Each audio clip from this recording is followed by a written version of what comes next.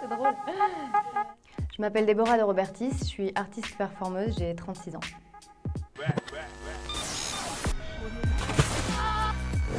Luxembourg.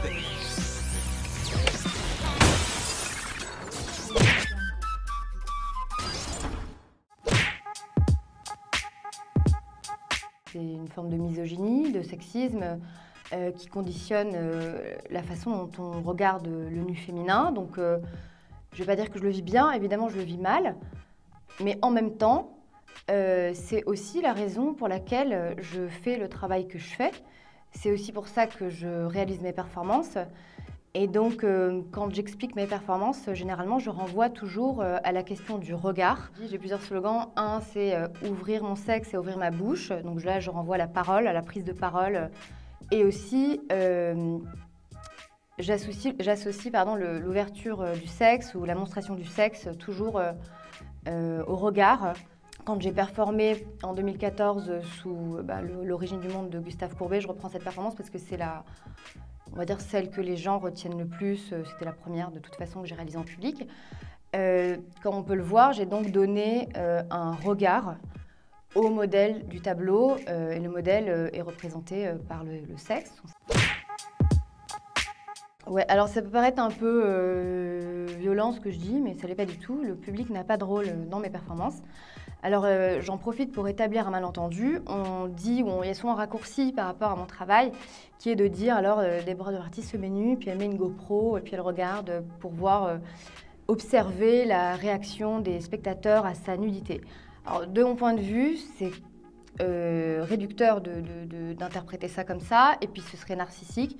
Surtout en plus que ce serait pas intéressant parce que on sait très bien, je veux dire, il n'y a pas besoin de ma GoPro pour savoir comment les gens réagissent à la nudité féminine. On peut tous plus ou moins s'imaginer. C'est pas le point de vue des spectateurs sur place dans le musée sur ma nudité qui m'intéresse. Ce qui m'intéresse, c'est d'incarner et de rendre visible le regard porté par la nudité féminine. On va dire le regard qui serait celui qui est absent de l'histoire. Mon art me coûte beaucoup de temps, d'investissement, etc. Et mon art ne me rapporte absolument rien sur le plan financier, ça c'est clair, quoi. Donc en effet, mécènes luxembourgeois, vous êtes les bienvenus. Ça se passe en 2 temps. Je ne vais pas non plus minimiser ce que c'est la garde à vue, est-ce que c'est... Il y a beaucoup d'adrénaline, il y a beaucoup de... c'est sûr que ce n'est pas une partie agréable, mais c'est aussi des moments où vraiment les enjeux politiques sont importants. Donc c'est des moments aussi où j'ai la parole, donc ça c'est toujours très intéressant pour moi, de me retrouver aussi dans les rouages des questions judiciaires et aussi pénales qui ne font pas directement partie de mon travail, mais dont je deviens alors aussi une porte-parole féministe à ce moment-là. Donc, voilà, je peux peut-être donner des exemples concrets sur les procès, etc. Lors de ma 2e performance à Orsay, donc c'était pour la performance donc, Olympia, j'ai passé une nuit en psychiatrie, dans un service psychiatrique, et c'est vrai que sur le moment, comme il y avait beaucoup de choses qui se passaient, etc., je ne l'ai pas relevé, mais en effet, ça, je dois dire que j'en garde un souvenir assez violent. Enfin, c'était assez cauchemardesque, justement, de se retrouver traitée comme une malade mentale.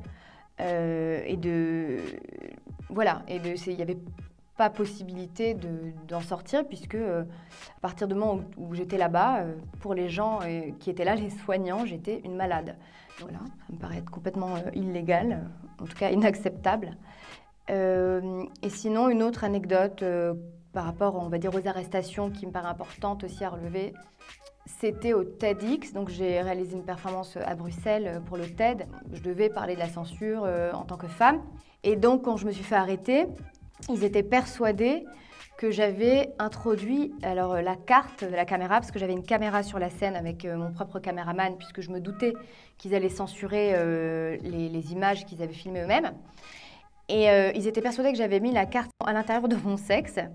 J'en ris, mais en effet, c'est ridicule. Et donc, ils ont fait venir 3 flics femmes avec des gants. qui vraiment était prête à me mettre les doigts dans le sexe pour récupérer la carte. Au final, j'ai négocié, j'ai pas voulu me laisser faire, mais j'ai été quand même obligée de faire des flexions nues et de pisser pour voir et pour qu'ils aillent voir dans les toilettes s'il n'y avait pas la carte. Enfin, pour vous dire l'absurdité du truc. C'est-à-dire que la carte, oui, je l'avais cachée, mais ailleurs, quoi. Donc je l'ai gardée, évidemment. Donc au final, je les ai baisés quand même. Pour moi, c'est carrément de l'abus de pouvoir, sexiste et misogyne. Donc, ma chatte, mon copyright, donc c'est inspiré du slogan qu'on connaît, My body, my right. My body, my right. Non seulement mon corps m'appartient, mais les images produites par ce corps sont ma propriété. C'est ça que ça veut dire. La nudité que j'expose, si je fais très souvent référence à la question du regard, c'est aussi en effet pour revendiquer un statut d'artiste et non pas un statut de modèle traditionnel. J'utilise ce slogan justement pour faire réfléchir à une nouvelle façon donc, de concevoir le modèle féminin dans l'histoire de l'art. En effet, c'est très rare qu'on me pose cette question parce que justement on me perçoit comme étant performeuse. En tout cas, je suis vidéaste, on va dire ça comme ça. Et donc j'ai vraiment un rapport et un désir de réaliser. J'ai fait on va dire une série de portraits par exemple qui s'appelle le modèle à la caméra. Je reste en partie derrière la caméra même si je suis exposée aux yeux des gens. Et ça c'est une partie en effet qui n'est pas du tout visible ou que les gens ne relèvent pas justement parce qu'ils ont toujours cette vision très primaire finalement du corps féminin. Donc en effet, je travaille sur des projets cinématographiques comme je vous ai expliqué qui mêlent à la fois performance et cinéma.